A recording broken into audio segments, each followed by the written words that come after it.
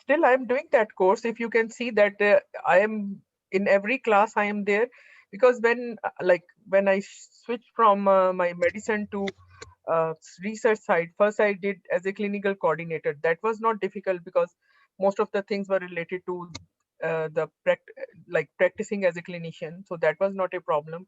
When I did the clinical safety reviewer, again, that was not that difficult because I was doing the medical review of the thing. So that was related to my own profession. But in order to get into pharmacovigilance, I needed a proper guidance and the knowledge of Argus. So that's why I contacted MediPharma.